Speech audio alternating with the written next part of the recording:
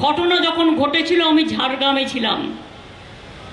আমি ঝাড়গ্রাম থেকে ফিরছিলাম, হঠাৎ খবরটা গাড়িতে আস্তে আস্তে জানতে পারলাম।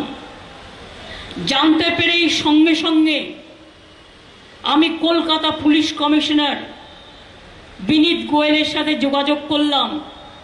ওরা তখন আমাকে রিপোর্ট করলেন যে আমরা এখানে আছি হাসপাতালে, ওনাদের বাবা মাও এসছেন। আমি বাবার সাথে কথা বললাম, বাবা বললেন একটু মায়ের সাথেও কথা বলুন। মায়ের সাথেও কথা বললাম এবং তাদের আমি বলেছিলাম যে পুলিশ তদন্ত করবে এবং আমি ওদের ফাঁসি চাই। আমি সেই কথা প্রথম দিন থেকে বলে এসেছি, আজও আমি এটাকে স্টিক করি এবং আমি বলেছিলাম আমি আপনাদের বাড়ি খুব শীঘ্রই যাব। যেহেতু ওনাদের একটা কাজ ছিল, পারিবারিক কাজ থাকে জানেন মৃত্যুর পর, সেই সময়টা ডিস্টার্ব করাটা ঠিক হতো না। সোমবার রবিবার দিন মনে হয় সম্ভবত কাজটা ছিল, তাই সোমবার দিন আমি তাদের বাড়িতে গিয়েছিলাম। আর ঘটনাটা ঘটেছিল কবে? সম্ভবত শুক্রবার। আমি ওনাদের বাড়ি সোমবার গিয়েছিলাম। ততক্ষণ পর্যন্ত পুলিশ, সেদিন রাতের ঘটনা শুনুন, আমার সাথে 100 বার কথা হয়েছে, মিনিট টু মিনিট। আমি সারা রাত ঘুমাইনি। আমার সাথে পুলিশ কমিশনার রাত 2টো পর্যন্ত কথা বলেছেন, এমনকি তার ডেড বডি যতক্ষণ ক্রিমেশন না হয়েছে পুলিশ এসকর্ট করে ডেড বডি নিয়ে গেছে এবং সারা রাত জেগে তারা সিসিটিভি থেকে শুরু করে, জুডিশিয়াল ম্যাজিস্ট্রেট ডাকা থেকে শুরু করে, ভিডিও করে রাখা থেকে শুরু করে, তার পরের দিনও ডিএনএ টেস্ট থেকে শুরু করে, স্যাম্পল কালেকশন থেকে শুরু করে, শুনে রাখুন গত 1 মাসের সিসিটিভি আমি যেটা শুনেছি পুরো খতিয়ে দেখার জন্য কে আসছে, কে এসেছে, কে না এসেছে, 164 জনকে অ্যাপয়েন্টমেন্ট করেছিল তারা।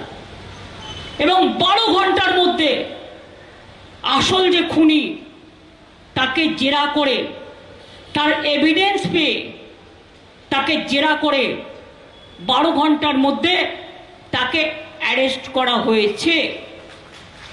এবং শুধু তাই নয়, আমি রবিবার পর্যন্ত সময় দিয়েছিলাম। একটা ইনভেস্টিগেশন করতে একটু টাইম দিতে হয়। আমি হেলথ ডিপার্টমেন্টকে বলেছিলাম ইনভেস্টিগেশন করুন। আমি এমনি লোককে অ্যাকশন নিতে পারি না উইদাউট ইনভেস্টিগেশন, এটা মিনিমাম কার্টিসি। অনেক সিনিয়র ডাক্তারও আছে, অনেক জুনিয়র ডাক্তারও আছে। আমি জুনিয়র ডাক্তারদের যেমন ভালোবাসি, আমি সিনিয়র ডাক্তারদেরও রেসপেক্ট করি। আমি হেলথ ডিপার্টমেন্টকে বলেছিলাম আপনারা একটা তদন্ত করুন, করে দেখুন কার কার নেগলিজেন্স আছে। আমি আপনাদের 48 ঘন্টা টাইম দিলাম। 48 ঘন্টা টাইম দেওয়ার পরে তারা আমাকে যখন জানালো, আমি সবাইকে একধার থেকে ট্রান্সফার করে দিলাম। আমি কাউকে ওখানে রাখিনি।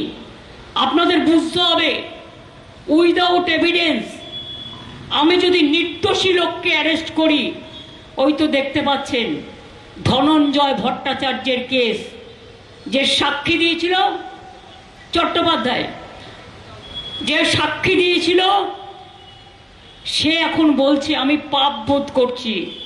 আমাকে শিখিয়ে দেওয়া হয়েছিল যে তুমি তার বিরুদ্ধে বলো। লোকটা তো চলে গেল, যে দোষী ছিল না। আর যে দোষ করলো তাকে সেদিন বামফ্রন্ট সরকার মদত দিয়েছিলেন। I am sorry to mention the name. Buddhadeb বাবু মারা গেছেন, প্রয়াত হয়েছেন। তার আমলে অনেক ঘটনা ঘটেছে, আমি সেগুলো পরে আসছি, কিছু কিছু বলবো। এবার আপনারা বলুন, তার স্ত্রী সেদিন ডরিনা ক্রসিংয়ে দাঁড়িয়ে বলেছিলেন ধনঞ্জয়ের ফাঁসি চাই। ফাঁসি হয়ে গেল, কিন্তু কতদিন পরে আপনারা জানতে পাচ্ছেন যে সাক্ষী দিয়েছিল প্রধান এবং যার সাক্ষীর জন্য ধনঞ্জয় চট্টোপাধ্যায়ের ফাঁসি হয়েছিল, সেই লোকটা বলছে আমাকে মেরে ফেলার হুমকি দেওয়া হয়েছিল। তাই আমি সেদিনকে উল্টো পাল্টা সাক্ষী দিয়েছিলাম। কাজেই মনে রাখবেন, এটা সায়েন্সের যুগ, মডার্নাইজেশনের যুগ। আপনি একটা দোষী লোককে ফাঁসি দিন, আমাদের কোনো আপত্তি নেই, কিন্তু নির্দোষীদের যেন শাস্তি দেওয়া না হয়, এটা মাথায় রাখবেন। একটা হাজারটা দোষী লোককে আপনি ধরুন, ফাঁসির কাঠে চড়িয়ে দিন, আমাদের কেউ ইন্টারফেয়ার করবে না। আমরা হাইকোর্টের রায় মেনে চলব এবং আমাদের পুলিশও হাইকোর্টের রায় মেনে চলে সিবিআইকে যা যা সহযোগিতা করার এই কেসে আমরা পুরোটাই করব, কারণ আমাদের কোনো লেনা দেনা নেই। আমরা চাই এই পাশবিক হত্যার বিরুদ্ধে নিশ্চয়ই তারা দোষী ব্যক্তিকে ফাঁসি দিন। এবং আমরা রোববার পর্যন্ত টাইম নিয়েছিলাম, সেটুকু যারা সহ্য করতে না পেরে, আমি তো সোমবার তাদের বাড়ি গিয়েছিলাম, মঙ্গল বুধ বৃহস্পতি শুক্র শনি রবিবার আমি বলেছিলাম যদি সবটা তদন্ত শেষ না হয় আমি নিজে সিবিআইকে দিয়ে দেবো। 34 জনকে পুলিশ অলরেডি ডেকে কথা বলেছিল শুনেছি, এবং আরো অনেকে ওদের লিস্টে ছিল, তাদের এই 4-5 দিনের মধ্যে ডেকে কথা বলতো। সেই সুযোগটা তারা পায়নি, তাদের দেওয়া হয়নি। যাক গিয়ে, সব ভালো যার শেষ ভালো। আমরা চাই হাইকোর্ট যখন ডিসিশন নিয়ে সিবিআইকে দিয়েছেন, আমার কোনো আপত্তি নেই, কারণ আমাকে দিতে হলো না। আমাকে দিতে হতো যদি পুলিশ না করতে পারত। কিন্তু মনে রাখবেন, কলকাতা পুলিশের যে টিমকে আমরা কাজে লাগিয়েছিলাম, তারা one of the best team in the world. তা নাহলে বাংলাদেশের এমপিকে খুন করা হয়েছিল যখন, তারা একদিনের মধ্যে ভাঙড়ের ওই কোথায় ডেড বডিকে টুকরো টুকরো করে ফেলে দেওয়া হয়েছিল, তারা এই সত্য উদ্ঘাটিত করতে পারতো না। আর আগে আমাদের একটা সিস্টেম ছিল, যখনই বাইরের কেউ ভিআইপি আসতো বা এলআইপি আসতো, সেন্ট্রাল গভর্নমেন্ট আমাদের এটা শেয়ার করতো ডেটাটা। এখন সেটা শেয়ার করে না, ফলে আমরা জানতে পারি না বিদেশ থেকে প্লেনে কে আসছে আর কে না আসছে। যদি আমরা জানতাম, আমরা আগে থেকেই কেয়ার নিতে পারতাম। আমাদের আফসোস যে আমরা জানি না। মারাও গেছেন বাংলাদেশের এমপি, আর যারা খুন করেছে ধরেছে তারাও কিন্তু বাংলাদেশেরই। সুতরাং এই ঘটনাটা কিন্তু আমাদের পুলিশই ধরেছে। এরকম অনেক কেস, ব্যাঙ্গালোরে ব্লাস্ট হয়েছে, ফয়সালা করেছে কে? বেঙ্গল পুলিশ। তাদের আজকে প্রাইজ দেওয়া হচ্ছে, তাদের আজকে পুরস্কার দেওয়া হচ্ছে। মনে রাখবেন, রাজনীতি করার জন্য যা ইচ্ছে করে যান, কিন্তু কোনো মৃত্যুকে নিয়ে এই ভয়াবহ রাজনীতির খেলা খেলবেন না।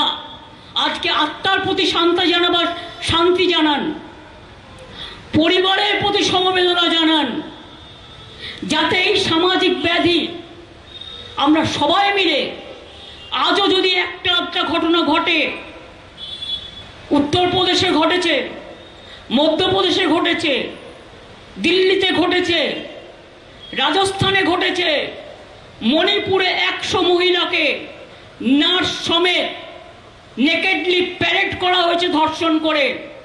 কি ব্যবস্থা নিয়েছিলেন বিজেপি গভর্নমেন্ট? কি করেছিলেন সিপিএম এর বন্ধুরা? আমরা তো টিম পাঠিয়েছিলাম। জিজ্ঞেস করুন, হাতরাসে যে মেয়েটি ধর্ষিতা হয়েছিল, তাকে যখন কোর্টে যাচ্ছিল, তাকে জীবন্ত তার গায়ে অগ্নিসংযোগ করে তাকে হত্যা করা হয়েছিল। কি করছিল উত্তরপ্রদেশের পুলিশ? উনাওতে যখন ঘটনা ঘটেছিল, বিজেপি আপনি সরকারে ছিলেন, আপনার রাজ্য সরকার, কি করেছিলেন আপনারা? আমি কংগ্রেসকেও জিজ্ঞেস করব, আপনাদেরও তো অনেক সরকার অনেক জায়গায় আছে, কোনটার ব্যাপারে কি সিদ্ধান্ত নিয়েছিলেন? আমি সিপিএমকে জিজ্ঞেস করব, মনে পড়ে বানতলায় ডক্টর অনিতা দেওয়ানের কথা, যাকে গণধর্ষণ করে হত্যা করা হয়েছিল? বামফ্রন্ট সরকার আজকে ভুলে গেছেন? সিপিএম দল যারা ফেসবুক আর সোশ্যাল নেটওয়ার্কে, টুইটারের মাধ্যমে সস্তার রাজনীতি করবার জন্য আয়নায় নিজের মুখ দেখছেন না, নিজেদের আমলে কি করেছিলেন আজকে অনেকে জানে না এই ঘটনা, আমি জানি। তার কারণ সেদিন আমরা রাস্তায় ছিলাম, আমি বানতলায় ছুটে গিয়েছিলাম, আমি স্পটটায় দেখে এসেছিলাম, আর একটা গাছ পুঁতে এসেছিলাম। আমি ঘটনাটা জানি। 19 জন আনন্দমার্গীকে জীবন্ত বালিগঞ্জ বিজন সেতুর ওপর পুড়িয়ে মেরেছিল কারা সিপিএম দল? আমি আপনাদের কাছে জানতে চাইছি, জিজ্ঞেস করুন। নন্দীগ্রামে গুলি চালিয়ে 14 জনকে হত্যা এবং 10 জনকে বাসে বেঁধে নিয়ে গঙ্গার জলে, হলদি নদীর জলে ভাসিয়ে দিয়ে কার আমলে হয়েছিল? সিঙ্গুরে তাপসী মালিককে কৃষক কন্যা পুড়িয়ে দিয়ে ধর্ষণ করে পুড়িয়ে দেওয়া হয়েছিল। যেখানে লক্ষ্মী পুজো হয়েছিল, যে উনুনে রান্না হয়েছিল, সেই উনুনে কি করছিলেন আপনারা তখন? বর্ণালী দত্ত নার্স কুচবিহারে যখন তাকে হত্যা করলেন নিষ্ঠুরভাবে, কি করছিলেন তখন আপনারা? সোশ্যাল নেটওয়ার্ক তখন ছিল না, তাই অনেকেই জানতে পারেনি, কিন্তু আমি জানি। তার কারণ আমার জীবনের প্রথম দিন থেকে আমি আন্দোলনের সাথে যুক্ত, এবং আমি জানি কোনটা সঠিক আন্দোলন আর কোনটা বেঠিক আন্দোলন। সারা বাংলায় ছড়িয়ে আছে আপনাদের নৃশংস হত্যা কাহিনী। সব ভুলে গেছি আমরা, আর আজকে আপনারা রাস্তায় নেমেছেন। একটা ঘটনাকে কোথায় দুঃখ জানাবেন, তার শান্তি কামনা করবেন, তার পরিবারকে সমবেদনা জানাবেন, তা না করে সিপিএম বিজেপি আপনারা রাজনীতি করছেন। ভাবছেন বাংলাদেশে একটা ঘটনা ঘটে গেছে, আমরা সেটাকে টেনে এনে যদি ক্ষমতা দখল করতে পারি। আমি বলি, আমি ক্ষমতার মায়া করি না। আমি মনে করি যতদিন বাঁচব মানুষের সেবা করে যাব, মানুষকে জাস্টিস দিয়ে যাব।